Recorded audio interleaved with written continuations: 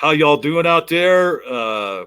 Thank you for joining me for episode 4 of the Amateur Conversationalist.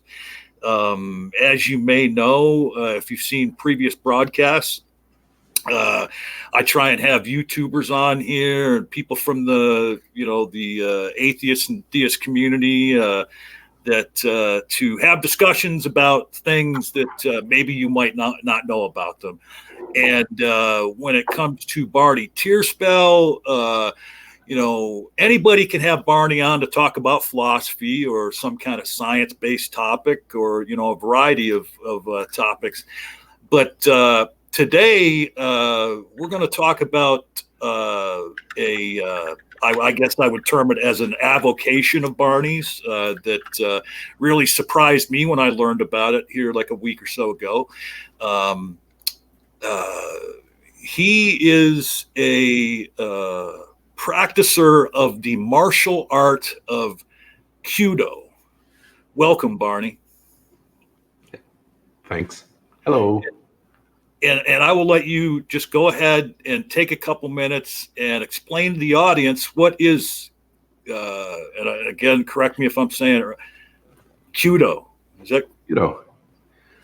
So Kyudo is part of Budo, of the Japanese martial arts, of the way of the warrior. Kyudo is specifically the traditional Japanese art of archery, the way of the bow. I run a club in Zagreb, one of the 3 clubs in Croatia, which are kind of officially affiliated with the Croatian Kyudo Federation and with the European Kyudo Federation. But there is kind of a disclaimer that I have to give. Croatia is very, very much in its infancy about Kyudo, so there are no masters here, and I'm not a master by any rules. By any measure, I'm not competent to be giving out a lecture about Kyudo. So anything that I say here is my personal opinion and kind of perception from my brief experience of 6 or 7 years of practicing Kyudo without a proper teacher. Right. And so even after 6 and 7 years of doing it, you still consider yourself, a neophyte. A novice. Yeah. So I have officially kind of I'm certified as first dan, as shodan. Right. In the same every martial art has its grading. Japanese martial arts have the kyus, which are the belts, and then once you get the black belt, then you have the dans, right? Okay. The dan grades. I have first dan. I have completed my initial training and went to certification in Amsterdam, which is kind of held once a year for Europe or once a year for each continent to get the appropriate certification. And the first dan is really kind of the entry level. When you get your first dan, you can say, well, I have started doing Kyudo. Well, and what is that word that you're saying? Dan? Spell that for me real quick. What? Dan. Dan. Oh, okay. And now, so you talk about your level, and now say someone was a master in Kyudo. How many years would they have practiced, this martial art to reach the level of master? So highest level in Europe overall, I think, is 7th dan. When you take your 5th dan, that's, let's say, 15 to 20 years of practice. You can take a teacher's test, and from then on you can start teaching. Then when you take your 6th dan, you can take your So first is at fifth dan you can take the instructor test, then the teacher test, and then the master test after seventh dan. So I don't think that officially there are any masters, or there are one or two masters in Europe. Right. There is the Shidoinkai, which is the set of teachers, which is all people above rank 5 who have taken some kind of instructor examination. And what drew you to Kyudo? What made you decide to take up this martial art? Ooh, that's kind of a long and personal story that I don't mind retelling, except it would take a lot of time. In very short, I've had a mental breakdown where I was undiagnosed bipolar for most of my life, learning how to cope with it and dealing with it, and it wasn't really an issue until I had a breakdown about 7 years ago. Complete breakdown, and on the rebound from that, during treatment, during medication, during all of that, I kind of found a discipline which suits me and my personality perfectly in Kyudo. Kyudo is in some ways akin to Tai Chi and yoga in respect that you're not actually fighting anybody. It's non-competitive, right? It's not that you have an enemy that you have to beat by your martial art. The enemy that you're fighting against is yourself, right? It's you and the target, and the right appropriate way of using the bow, of using your body, of maintaining concentration and discipline to shoot an arrow such that it will hit the target in the right way. Well, so in some respects, would you say that Kyudo kind of saved your life? I mean, is that how you look at it? Like it helped you turn that bad situation around? So it helped. It was definitely a big part of my recovery. It helped crystallize some of my personal philosophy that I found echoes in Kyudo, that I kind of later found out was actually Stoicism. That parts of what I found as a solution for my problems, and parts of the martial art of Kyudo are the proper philosophical Stoicism. And now you alluded to yoga and other meditative practices. So is this when you are practicing Kyudo? Is it kind of like a meditative experience for you? Yes, very much so. So this is kind of a hot topic in the Kyudo community, a hot button topic, like an issue. When Kyudo was first presented to the Western world, it was presented through the writings of a German philosopher called Hegel, who went to Japan and studied with kind of a Zen master who was also practicing Kyudo and teaching him.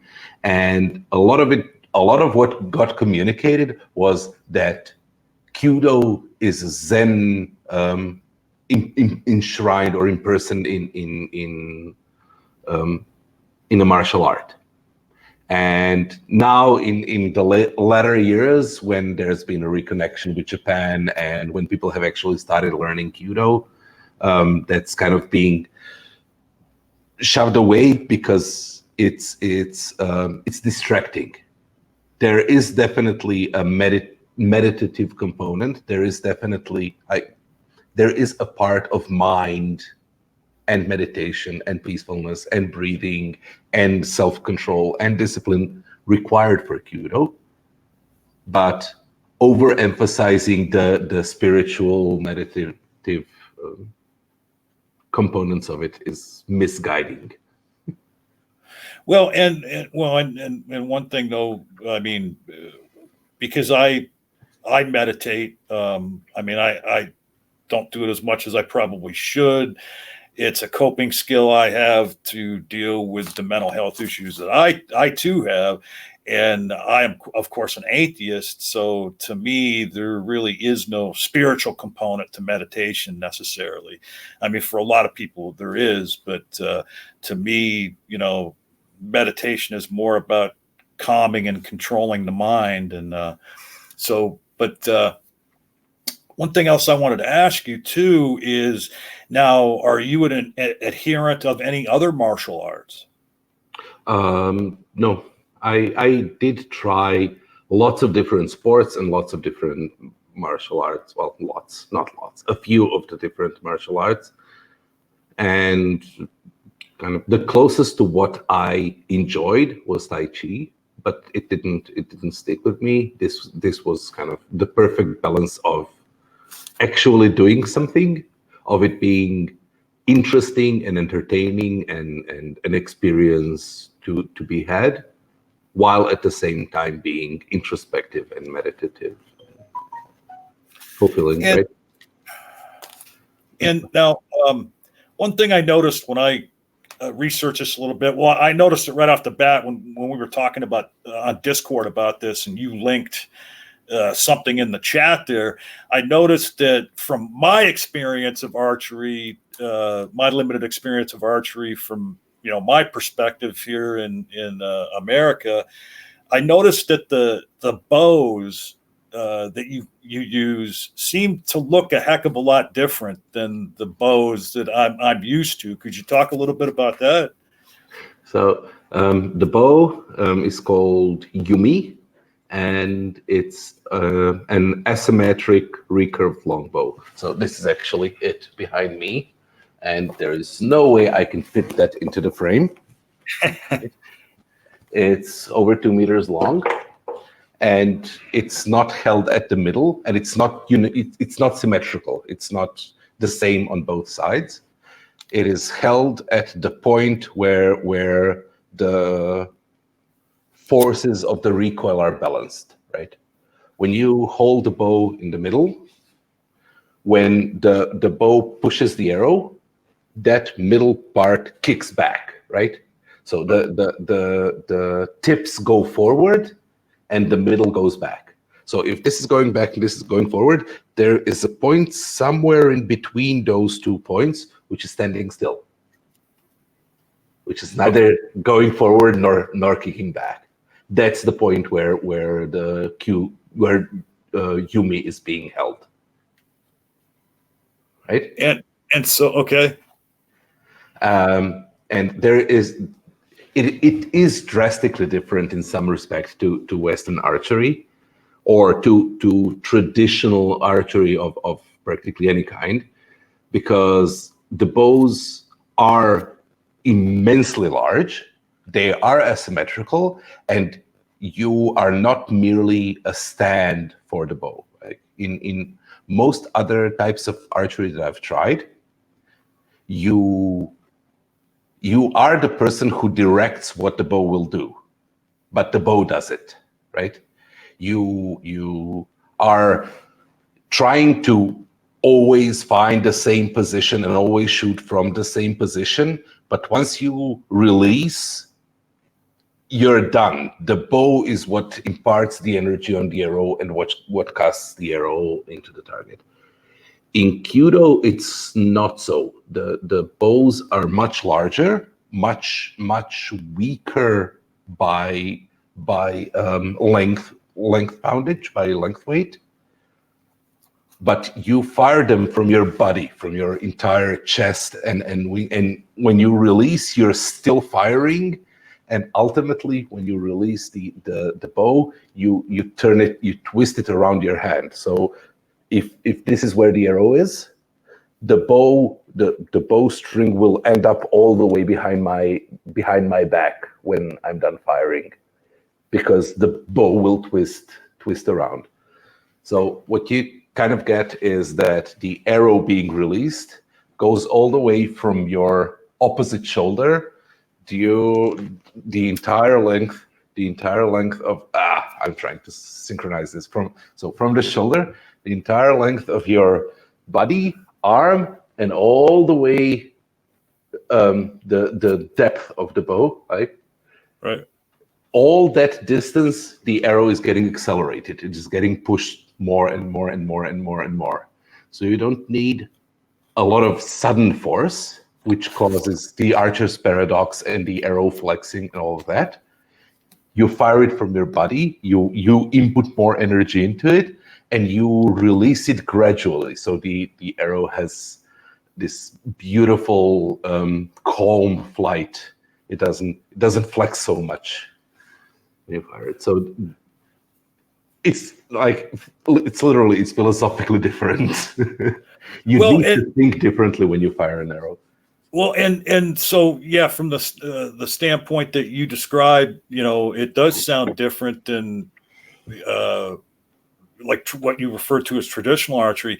But I will say that I have seen traditional archers, and I don't know whether you can tell me whether they borrowed from Kyudo, but I noticed that that a lot of traditional archers maybe not use the full technique you just described, but that part where the arrow swings around and the string goes to the back of the forearm. I've seen that, on different videos and stuff where it wasn't, necessarily Kyudo archery, but more traditional archery. Is that something? Go ahead.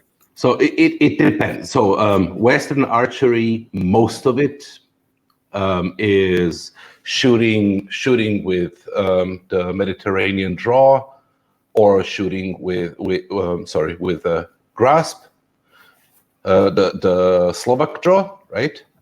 So the arrow is on the left side of the bow, right? If this is the bow, the arrow is on the left side, on the inside. Where Eastern archery is thumb draw.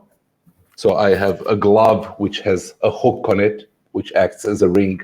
So I draw with my thumb, right, like this, and release from my thumb. So the arrow is on the outside. If you have an arrow on the inside and try to twist the bow, you'll break the arrow or the bow. So whatever you were watching had to be Eastern, either Korean or Japanese traditional archery. If they were spinning, if they were doing yugamae, if they were spinning the bow. Spinning the bow.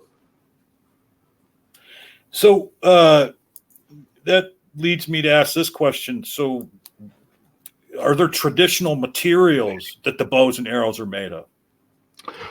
So traditionally, both bows and arrows are made out of bamboo, which is laminated and bent in the process of lamination, right? Standard bows are made. Standard wood bows are made by steam bending the wood into a shape, and then you let it dry out, and it remains as you've bent it. These bows are literally glued into the shape that they have by taking laminations of bamboo. Like everything, I have a kind of a modern version, which is reinforced glass fiber reinforced wood, which is not bamboo, which makes it a lot easier to maintain and a lot kind of cheaper to produce. Bamboo bows are still used, and it is expected that after a certain level, after a certain dan, you will acquire a bamboo bow and start taking care of the bow, because at that point the bow is literally a living thing, and that's kind of part of Kyudo, where the bow deforms with weather, and if you leave it hooked too long, it will deform this way, and if you leave it unhooked too long, it will deform that way, and if it's too humid, it will deform this way, and you kind of have to learn to take care of it in a way to correspondingly correct it. And with these bows, there's none of that. You have a bow, there's a bow, right? Well, and is that what you meant when you mentioned that the bows themselves are not asymmetrical? Is it because of the changes they go through, or is it in the construction of them? They're built not to be symmetrical. They're designed and built not to be symmetrical, and since the grip is about 1/3 from the bottom, it's not in the middle of the bow. Then the bottom part of the bow is thicker and harder, and it's like kind of if you've ever tried to make a bow out of just cutting off a branch and putting 2 strings on it, right? You know that you don't get that nice D because the branch will be thinner at the top and thicker at the bottom, right? Right. You're getting an asymmetrical bow. You're getting basically a Yumi in some respects, right? Now, go ahead. So, well, never mind. I forgot what I was going to say. Oh, I'm sorry. I hope I didn't push that thought out of your head by speaking. So, if it's important, it'll come back up. Yeah, that's what I was trying to tell myself. Or else I remember. So go ahead. It's asymmetric in another respect. When you look at the bow from the front, right? The bow is not straight. It also has a curve there. So the string is never in line with the bow. The string itself goes slightly next to the bow. So that when you're shooting, you're not shooting into the wood, you're shooting next to it. That's another thing that's kind of weird about these bows. I've never seen anywhere other bows that don't have this, like most other bows that accommodate for the archer's paradox in letting the arrow through, make a knock, make a hole in the bow where the arrow will go through the middle. No, these bows are asymmetric sideways as well. Huh. Now, you, how tall are you, Barney? 185 centimeters. That's 6'2", I think. So 6'2", and I don't know why it is. You know, when you meet people online and you only see them through like the web camera and all that. Like Nakasuchi, he's 6'5". I would have never thought in a million years he was that tall. 6'0". And well, that negates my point. If you're not 6'2", 6'0" is average height. But the reason I ask is you said that the bow is 2 meters long. So your bow is actually taller or longer than you are. Is that typical? Would any practicer of Kyudo, would their bow be bigger than they are? Yes. Okay. And so if you had a larger person, like say Nakasuchi, who is 6'5", then he would have a bigger bow than you then to use. So one thing you have to take into account that this is a Japanese martial art. Japanese are not usually tall people. For a Japanese, I'm exceptionally tall, right? So I have the longest class of Yumi, right? Yeah. And Nakasuchi would fall into that same class. So there is a Japanese measurement of distance, which is called a sun. And bows are measured in, like, you have a normal Yumi, and then for a slightly taller person, you have 1 sun more, then 2 sun, then 3 sun, then 4 sun. So this is a 4 sun or a Yonsun Nobi. A Yonsun Yumi, which has been elongated by 4 sun to accommodate for my height. But even if you have Kyudo is a martial art that doesn't have many physical requirements of its practitioners. So it's practiced by old people and small people.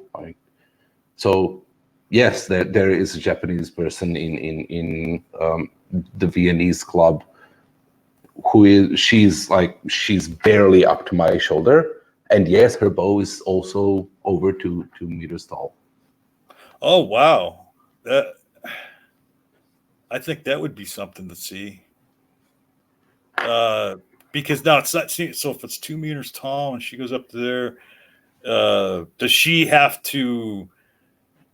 does her stance have to be any different wielding something that much larger than her? No, so the way that they are asymmetric is that what's below your hand is shorter than what's above your hand, right? So let me share that video that I've given. Maybe I can explain by showing it. What, you're going to put it in live chat? I think I can screen share it. Oh, okay, yeah.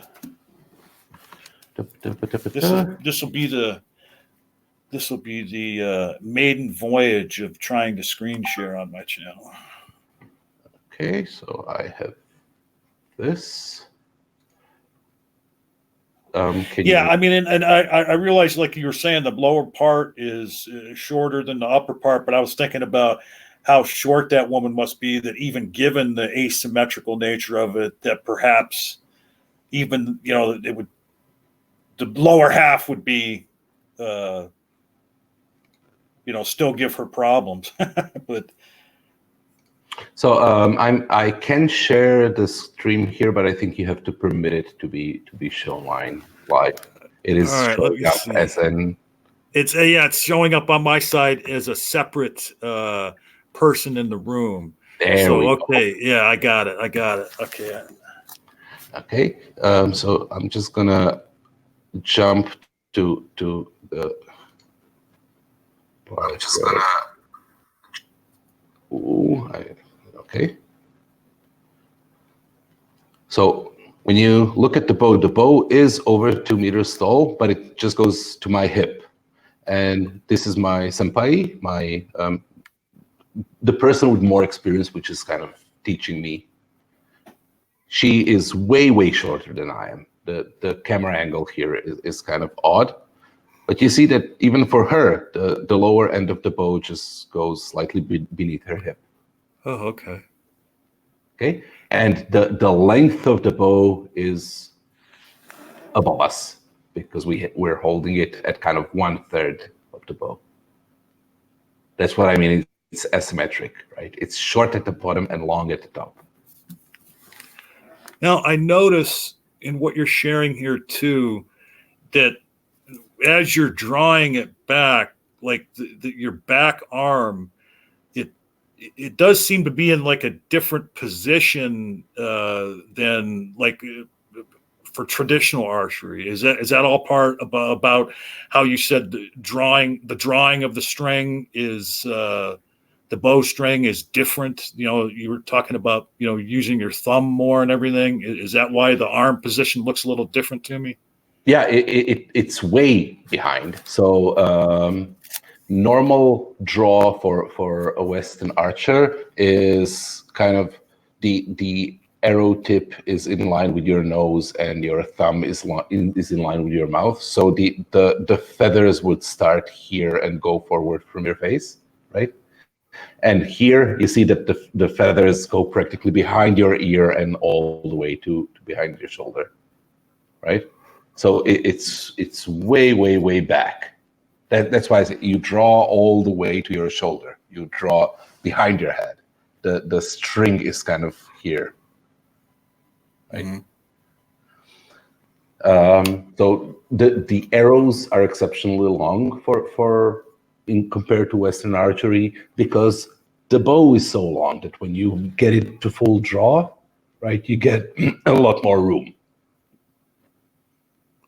And now, what traditionally, what would be the pull on those type of bows? Like, as far as I don't know how you would term it over there in Europe, but like here, we would talk about it being so many pound draw. Yeah, we do it the same. So bows are measured in weight required for full draw. right? How much of a weight you would need to hook on the string for the draw, if you held the bow, for the bow to be fully drawn by the weight, right? So at this point, with these bows, the full draw is all the way with the back shoulder, so it's much longer. But the pull weight is, my bow is a 15 kilo bow, so a 30 pounder, right? And, okay. And I don't know, you can go slightly above that. I think that 40 pounders are kind of is the bow for, I don't know, a strong man at the peak of his performance. Well, and so that sounds a little less than, like Yes. That's what I said. They are light bows. They don't require that much strength to pull draw.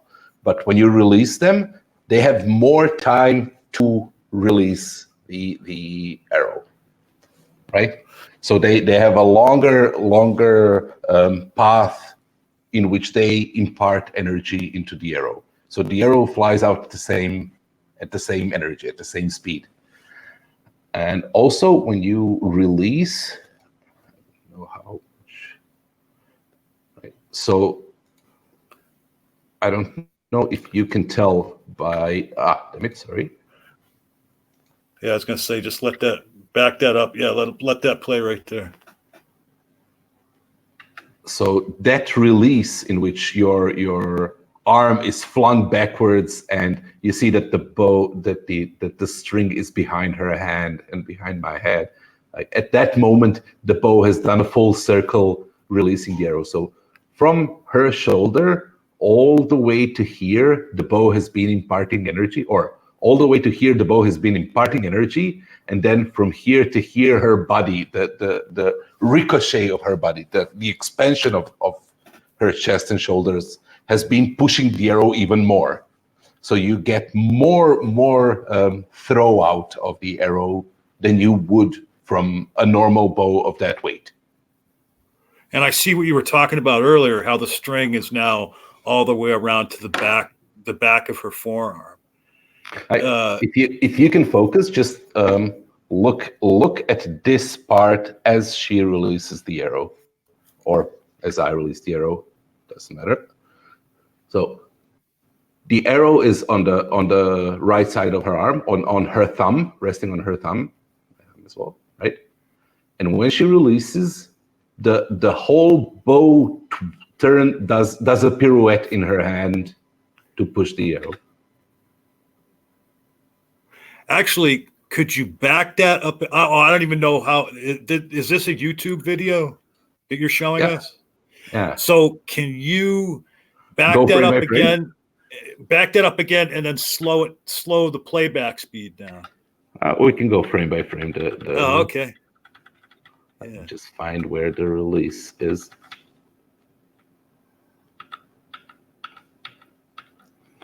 Okay, so the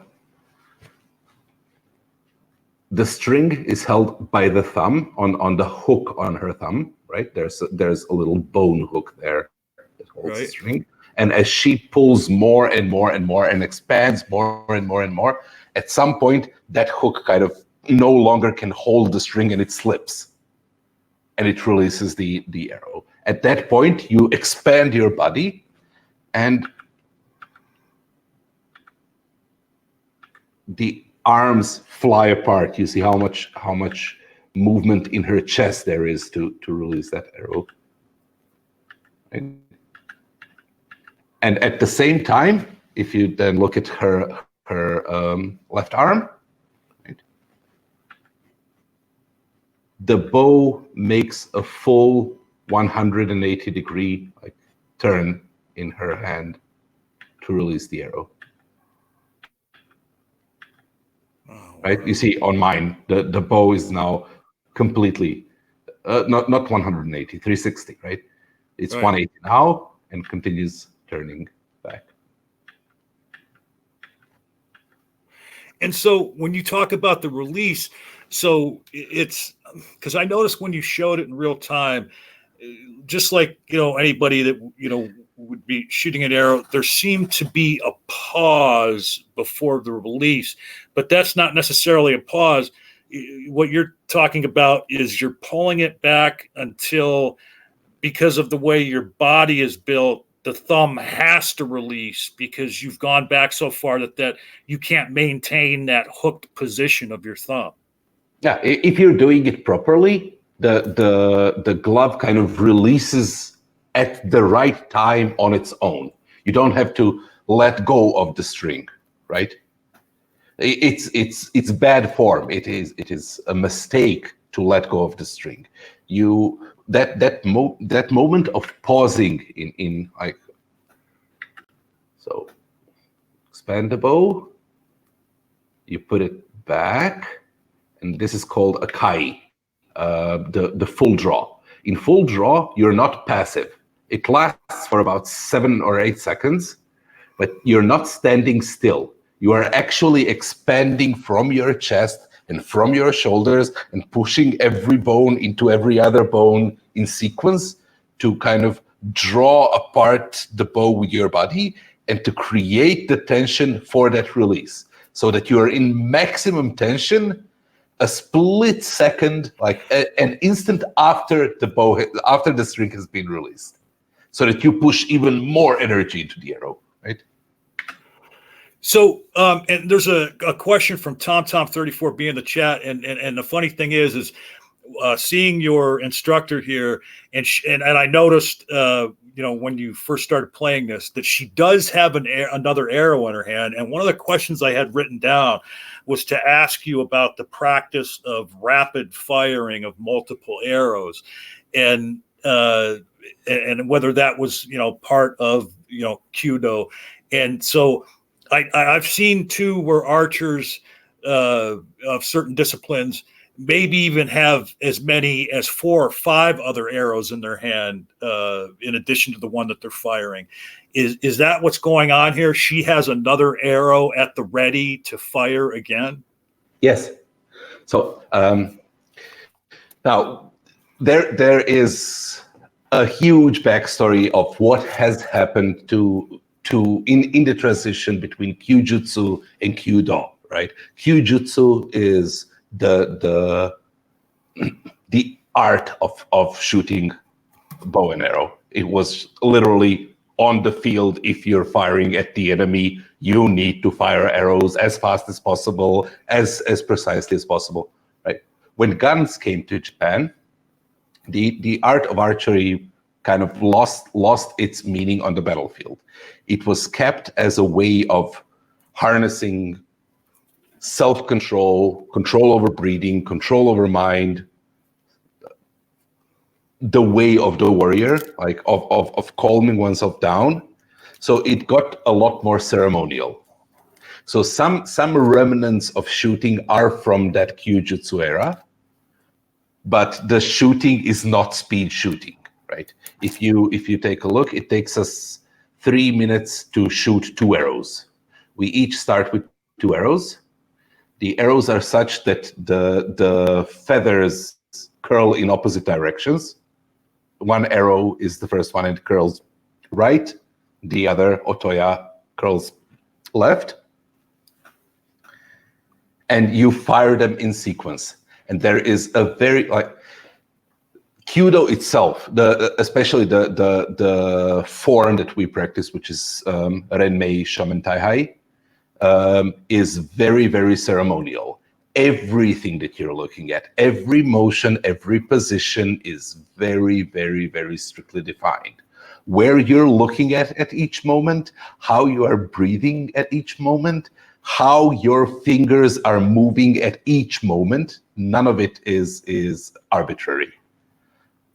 Position of everything, even like the positions of your eyelids, the tension of each muscle in your back, everything is prescribed. So you refer to it as ceremonial. Is it somewhat ritualistic as well? Yes, there are multiple traditions. One of the traditions is the monk tradition, where in Japan, Kyudo is used as a Shinto ritual, where if you build a new house, whistling arrows, singing arrows will be brought by the priest, by the Shinto priest, and shot to consecrate the house, to scare away the evil spirits. And that's done through Kyudo ceremony. There is kind of a court tradition where the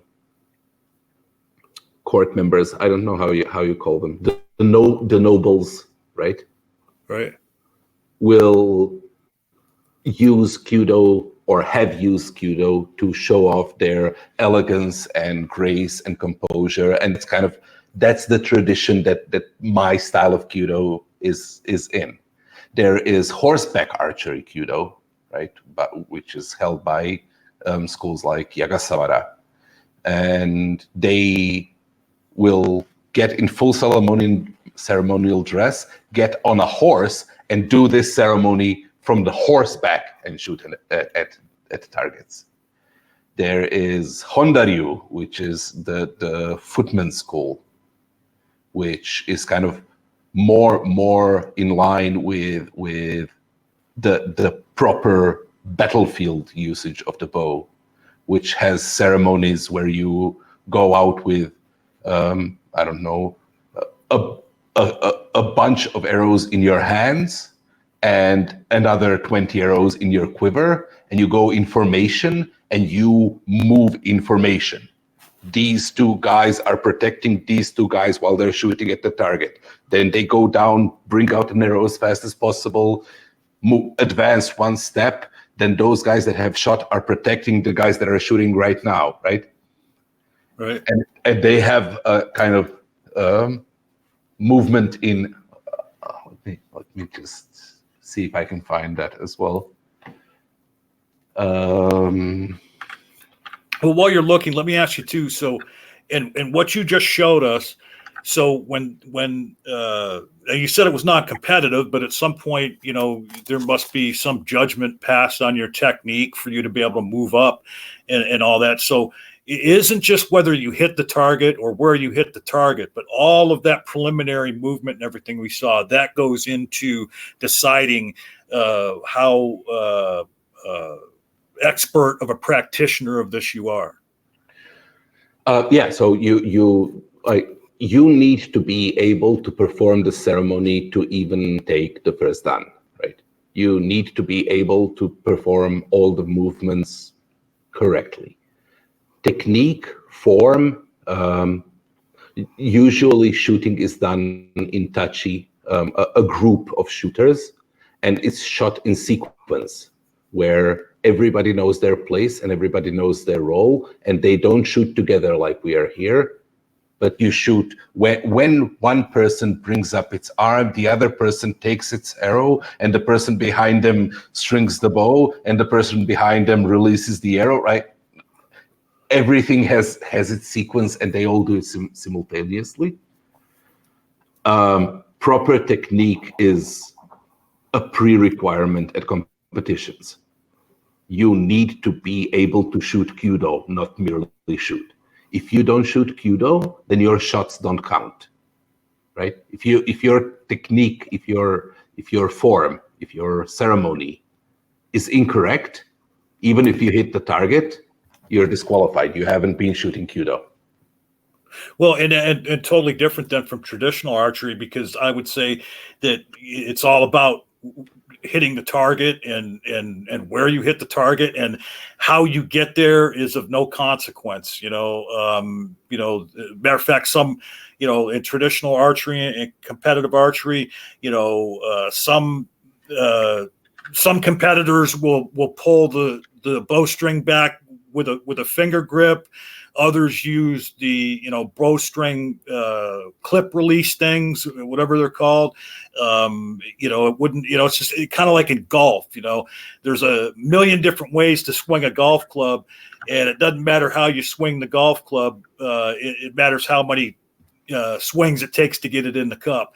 And in Western archery, it doesn't matter at all what your form is in pulling the bow. It just matters where it ends up on the target. And this seems completely different. This seems much more involved, because of those traditional, ceremonial techniques. And now this one, this is what you're showing us. This was what you referred to as the battlefield. What was the name of it again? Battlefield demonstration, right? It's a ceremony where they show how Kudo is used on the battlefield. So this is outside of my type or my style of Kudo, but it is definitely a part of Kudo tradition. And there are different schools which shoot differently for different reasons. This is the kind of the footman, the I noticed that they're dressed differently than you and your instructor were too. Is that traditional battlefield garb that they're wearing? Yeah. So they have a bunch of arrows in their lap. They will shoot out all of those arrows as fast as possible. They use kiai, which is that loud expelling of air at the end of an action, right? When you watch people fight in martial arts, when they make a punch, they go rah, ya, ah. That's kiai, right?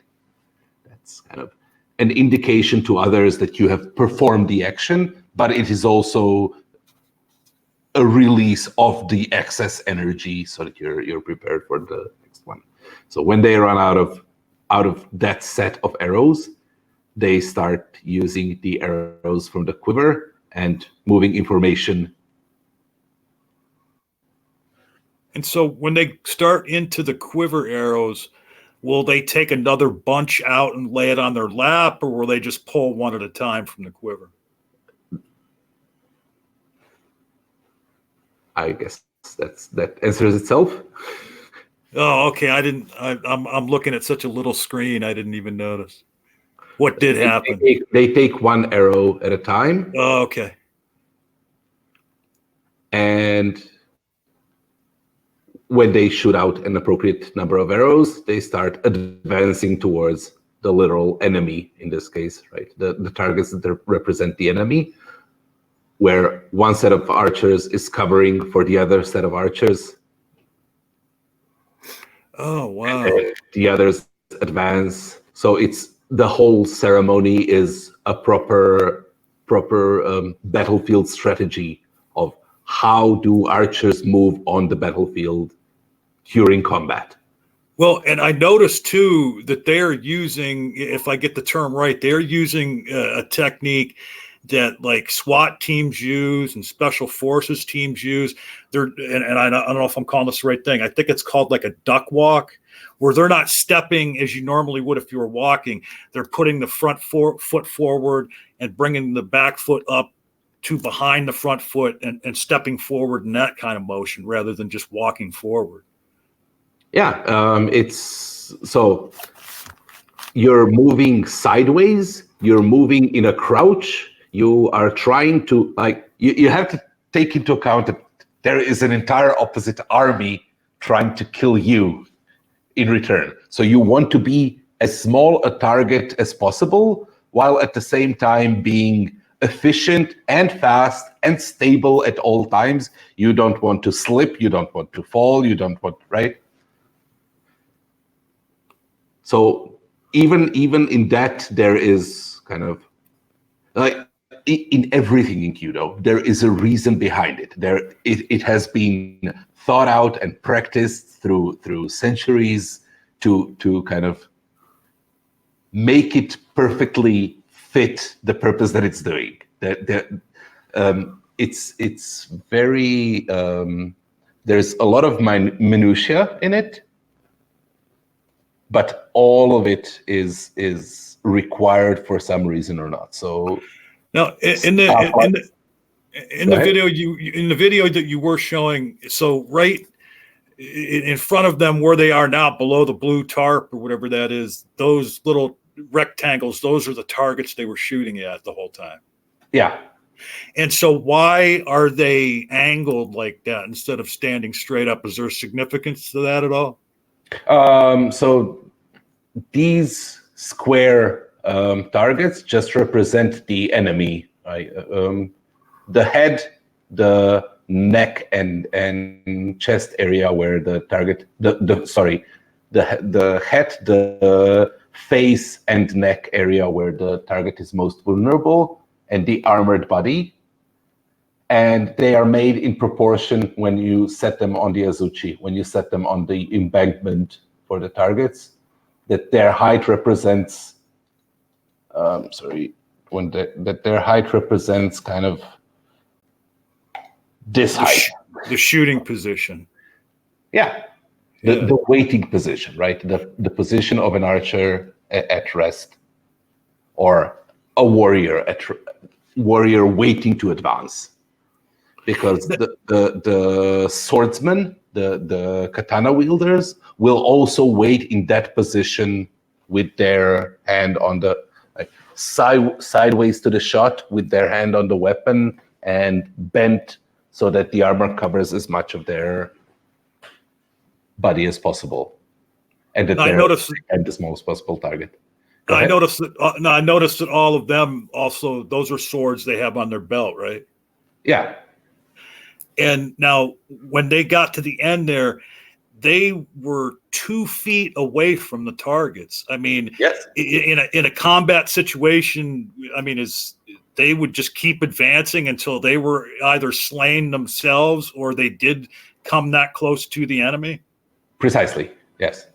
And there is parts of combat with the bow, right? If the enemy charges at you, where you can stab them with the bow or trip them with the bow before pulling out your weapon and pulling out your sword or your dagger and getting into close combat. Huh.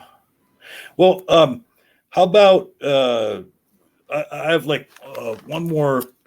couple more questions for you here, but why don't you go back to the original video, and before we close out here, show us you and your instructor, going through the steps before firing an arrow again. Someone had commented, I don't know if you saw it when I put the comment up on the screen, but Z Postate had said it's beautiful, and it is beautiful, and I have to say that prior to doing this interview with you, I didn't expect, because I had that ingrained in my head about traditional archery that, I still envisioned, even though, you linked to some, a video there in Discord and everything, or a picture, I had the old idea in my head that you guys would just be standing there and shooting at targets, and that is not how it is. But yeah, show us that one more time, if you would, please. So before I show you, there are kind of just some basics, like kind of the first lesson that I give the people who come to my club is about shahoshagi. Shaho is shooting procedure. Shahoshagi is the 5 principles required to shoot properly. The first principle, the first basic of shooting, is the bow. Having the bow of appropriate strength and length in proper condition, which kind of propagates and relates to all of the equipment. One huge part of Kyudo as a martial art is taking care of your equipment, making sure that it is undamaged, that it is in proper functioning condition, especially if you have a bamboo bow that is properly bent and properly trained and all of that, that your glove is clean, and there is kind of a bit of Shintoism and mysticism involved, where Shintoism treats everything as though it has a soul, right? As though it's a living thing. And in respect to Kyudo, it's instrumental spiritualism, where you do that. You do treat your bow as though it is not your weapon, it is not your possession, it is not a thing, it is your friend, it is your comrade in combat, right? You're like a steed, like something that demands and requires respect. It is imperative that you never touch another man's bow or another woman's without permission, and even with permission, it is really, really odd and weird to touch somebody else's bow.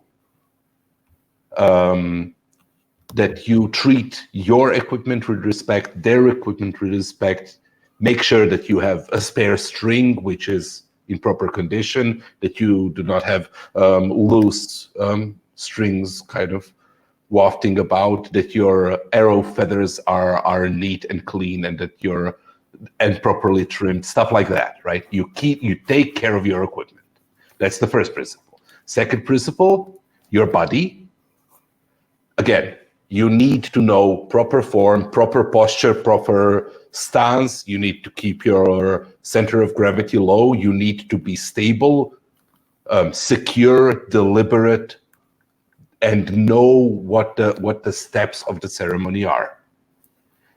You have mezakai, which is the way you view things, which determines how aware you are of your surroundings. So for given parts of the ceremony, mezakai is prescribed to be, you're looking at the point on the floor, which is 4 meters in front of you, 8 feet in front of you, and you're not looking at it. Your eyelids are half closed, and you're not using your eyes. You're trying to be aware of all of your surroundings. Whenever you're required to look at something, you are told, you know, that when you're knocking the arrow, when you bring the arrows up, you will look at the knocks, determine which arrow is the haya, look at where you need to grasp it, and then grasp it. When you look at the mato, at the target, right, there is a special step which is called monomi, where you focus your eyes and really look into it, make it real in your mind, and focus only on that and nothing more, right? So literally every movement of your eyes is defined. And real quick before you go on, Sock account's requesting that while you speak about it, that you play the video. I guess he got here late and he never got to see the video. He's very impatient, isn't he, Barney? I just want you to be aware of these concepts when the video starts playing, right? Right. And come on, there's just two more. So, okay, go ahead. Which is breathing, where every action is taken on a breath in, and every closure is taken on a breath out, and that defines the rhythm. And before Itachi starts shooting, they kind of start first breathing together in sync. And then every step that they take from there then on is in the same rhythm of that breath, and every action. So you're never caught out by pulling the bow and then having to stop and breathe in or something like that. No. Every breath is defined, right? And the final one is the fifth principle is mind. You need to think properly. And for as much as I can tell, the proper way of thinking is stoicism. I am here right now. I am doing this thing that I'm doing. The consequences of what I'm doing will come out of what I'm doing. I'm not doing it to bring about the consequences. I'm just doing this, and the consequences will come out. And it's kind of like hitting the target is never the cause for shooting. Hitting the target should be the consequence of shooting correctly. What you're supposed to do is go there and shoot correctly, right? Do you understand the difference? Well, you don't go to hit the target, you go to shoot correctly. If you shoot correctly, you will hit the target. Is it kind of similar to it's not the destination, it's the journey? Yeah, very, very much so. And there is a whole concept of zanshin, which is the remaining spirit in what you're doing, that you never do two things at once. You always do only one thing. When that thing is done, take a moment, a breath, that's that breath out, to make sure that what you have done has been done correctly, appropriately, with full concentration, with full attention of the mind that it deserves. And then, only then, start the next action, and only then move your mind to the next action, right? So do something, stop, check, do the next thing, stop, check, do the next thing. And the shooting overall has a final phase, which is that stop, check, way after you release the arrow. So first of all, we kneel and acknowledge the target. Again, every motion is defined, how to kneel down, how to stand up, how to move, where your feet need to be, how to walk.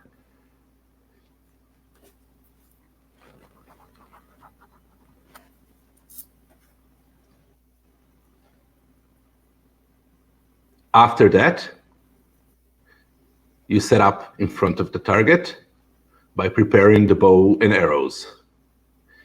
You look at which arrow is which, select the arrow that has right-oriented feathers, which is called haya, nock it, select the topmost feather on the otoya and put it below. And again, where the arrow goes and how far it goes, everything's defined, where you're looking. Then you do ashibumi, which is setting of the feet. And at this point, ashibumi is done by looking at the target and setting your feet on the line from the target. At this point, you have already aimed at the target. If you do everything correctly, at this point, you can just turn off the lights, right? And the target will be hit. Because the target is at a known distance and at the known height. And if your feet are correctly positioned and your technique is appropriate, that you do everything right, just by setting your feet, you have already hit the target. So this is kind of the first aiming. So you remove the first arrow, the second arrow, so it's not in your way, and you inspect the string, you inspect the arrow, and you inspect the target. You knock the hook of the kake, of the glove, and prepare the hold for the twist. It's called tenouchi. It's a special way of holding your fingers so that the bow can freely spin inside your hand. You raise the bow, uchiokoshi, you open it up, hikiwake,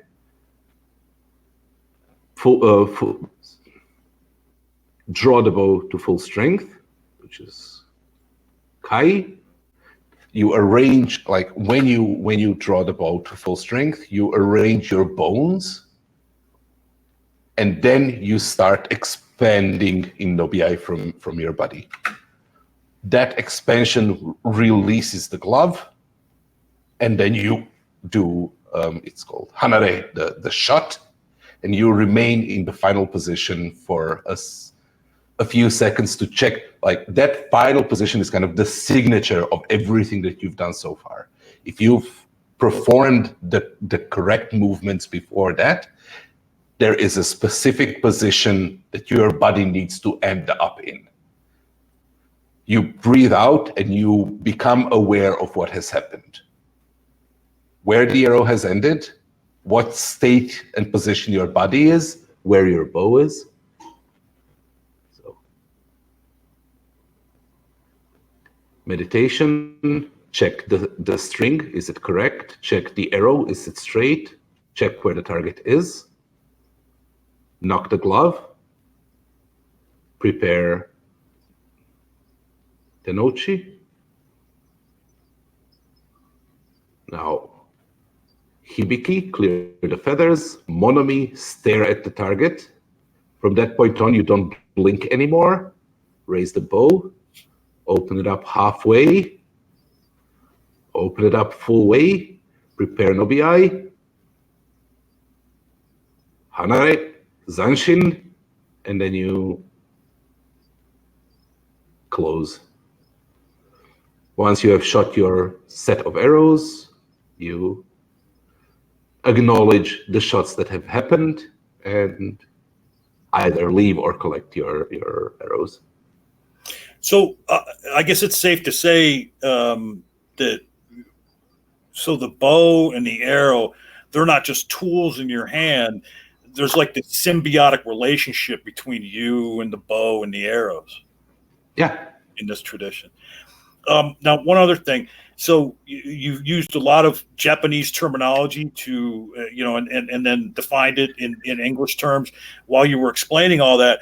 Now, do you simply know the correct Japanese terms for, Kyudo, or do you speak Japanese, Barney?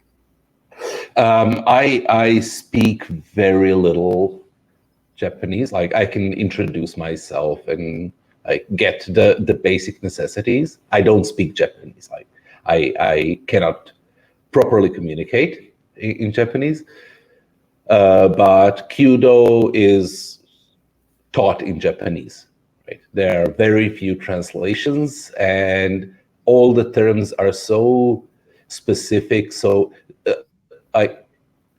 they have a common sense meaning in Japan, right? So toriumi, tori just means carry. Toriumi means carrying the bow. But in respect to Kyudo, that means a very specific way of having your fingers arranged around the bow, having your arms on the correct place on the hips, and having your body and everything arranged in a very, very specific way, right? So that word, beyond it being in Japanese, means a very specific thing in Kyudo, and so it is for everything. Right? And now, my final two questions for you. Have you ever visited Japan? And do you consider yourself a bit of I don't know if this is even a word, maybe I'm coining a new phrase, a Japanophile or whatever the right term would be? No, my teacher, the girl in the video, she was an exchange student in Japan, and she studied Kyudo there. I myself have not yet been to Japan. It's on my to-do list, but it's never a priority, especially with the kids. Like, dragging them all the way around the world is kind of excessive, and taking so much time off from my family is also kind of excessive. But if I ever do reach, I don't know, third dan or fourth dan, then my examinations will be in Japan, so I will have to travel there. When I was younger, like, I was a fan of I was a weebo, right? I was a fan of the usual things, the anime, the mangas. I'm somewhat familiar with Japanese culture. I'm curious about different ways of thinking. So their philosophy and culture is kind of interesting to me as something which is completely alien and yet so familiar. But no, most of what I know about Japan is through Kyudo and practice of Kyudo and the politics of running a club, because everything ties back to Japan. In regards to Kyudo, like, in regard to both other sports, you can open up a karate dojo at your town just by training some karate, and that'll be it. With Kyudo, it is not so. I'm part of my club, which is part of the Croatian Federation, which is part of the European Federation, which is part of the International Federation, which is part of the Japanese Federation. And the Japanese actually determine everything. So you kind of have to know, a part of Kyudo is knowing the correct honorifics and bows and attitude, respect, the mai of interacting with Japanese masters. You see the question on the screen from Sock Account. So that's one of those things where I'm not competent to speak about it. I haven't been doing it for long enough. I kind of have a corrupted predisposition to it. I am aware of that because I do interact with them and interact with people who interact with them. And there is a very rigid hierarchical principle woven into Kyudo that I do not get. The way that it is portrayed in the West, I know as much that is wrong. The mysticism of martial arts. There is something there. That mysticism does not mean what you can learn from movies or from books like Hegel or like kind of the Westerner interpretation of Eastern culture. There is something literally alien there, from my perspective. Well, this has been very interesting. I was surprised when you told me about this like a week or so ago, but it kind of blows my mind here. Sokka stops by to watch for a bit, and he says that he's known you for years and he never knew about this stuff. So I am so glad that we rooted this out, because my mission on this channel is to show people in the community things about different YouTubers that they may not know, to show another side of you. Again, this is going to be running through my mind for the rest of the day. There was, your describing of it. You said at the beginning of the interview that you were certainly no expert, to talk about this, but on a sliding scale from, me at the bottom of it and you wherever you're at, it came off as some very expert information in my eyes. So the disclaimer is literally this. With me talking to you who know nothing about Kyudo and just giving you a couple of highlights, this will do. But if anybody who practices Kyudo watches this and takes anything that I've said as instruction, then I have violated the hierarchy of Kyudo, right? I have misinformed them because the things that I've explained were kind of highlights and out of order and not really what is being taught in strictest sense within Kyudo. A lot of it is my personal understanding. And if any practitioner of Kyudo is watching this, if anything that I've said disagrees with what your sensei says, your sensei is right and I'm wrong. That's literally it. It's not merely that I'm not competent to talk about it. I'm not licensed to talk about it. That's part of that very hierarchical things.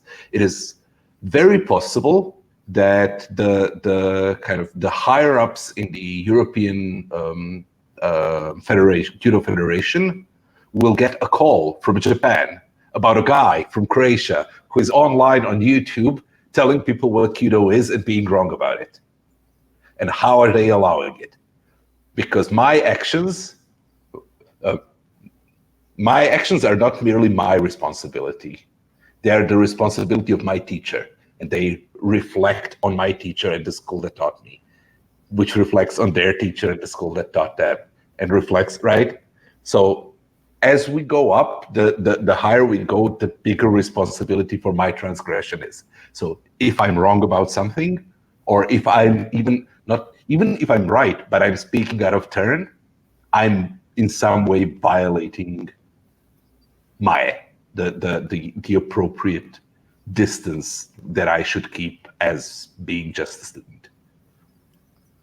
Well, it sounds like almost when people are talking about medical issues and they say this is not to be considered medical advice. Precisely, right? Please see your medical professional. But I'm so glad you were able to get that disclaimer out there, because I would not want you to get in trouble. It sounds like this part of your life is very important to you, and it's something now that I know about you that I will never be able to consider you without thinking of this as well. So I want to thank you so much for being here, Barney.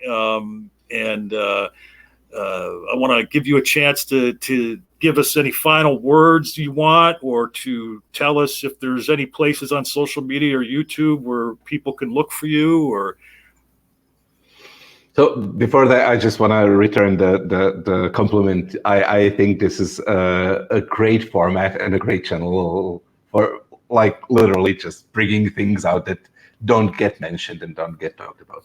I have mentioned this a couple of times when it became relevant in the debates, that I have somewhat of an understanding, or that I can kind of connect it to my practice of Kyudo, especially for spiritualism. Like you said, you're not spiritual, or there is a concept of instrumental spiritualism. I'm a physicalist. I'm an atheist. I don't believe in any of those things. But there is a thing that when you think about ki, when you think about, or chi, depending on which language you're using, surging through your arm and being focused into your abdomen, it does make you do things. And that way of thinking is pragmatical if you're trying to do martial arts. It has its purpose, even though you know there's no such thing as vital energy that you're really focusing. Right? So the practice of martial arts gets useful in that concept. For my social media, I'm Barney Tearspell. I'm Barney Tearspell everywhere. I'm Barney Tearspell on Facebook, on Twitter, on Discord, on used to be G+, on wherever you need to find me. I'm Barney Tearspell. My email is barneytearspell@gmail.com, right? I am Barney Tearspell everywhere. I have a YouTube channel, which is called Barney Tearspell, obviously. I don't stream much, but it's open for anybody who wants to have conversations, like one-on-one conversations or hangouts about philosophical or scientific matters. The only thing that I ask for is sincere conversation. I will not get offended. I will not get mad. I think that my stoicism can surpass anything you can throw at me. I will consider what you're saying as sincerely as possible and try to identify where the real disagreement is, instead of just debate with people and try to put them down. I don't care about that. So if you want to talk to me, either call me on your channel, I'll come, or come to my channel and let's talk about whatever. And all you have to remember to get a hold of him on all the platforms is just remember Barney Tearspell, and that'll do the job. And I will get all of Barney's information in a pinned comment under this when it posts as a video. And again, thank you so much, Barney. Of course, I'm John Peterson, the amateur conversationalist. I also do a once-a-week stream Saturday nights on the Great Debate Community channel. And I have just recently started doing a Wednesday night stream on Nakasuchi's channel. I haven't anything planned yet for next weekend for the GDC stream on Saturday or on the Amateur Conversationalist for Sunday, but Wednesday night is already set on Nakasuchi's channel. I'll be joined by Dr. Misha Griffith, Jerry Griffith, Dr. Josh Bowen, Megan Lewis and a polytheist named Callan, who is a part of Nakasuchi's Discord and other Discords, and is there for many of the streams. And she's a mod on Nakasuchi's channel. And the topic of discussion Wednesday night will be Norse mythology. And that will begin at 7:15 p.m. Eastern time. So please join me for that. Thank you to everybody who was here to see this live. And just remember, as Nakasuchi says, I'm not going to try and steal his tagline, but he says, be the conversation. And I think that's good advice. And I'm glad that we were able to learn something new about Barney. Have a good day, folks. Bye.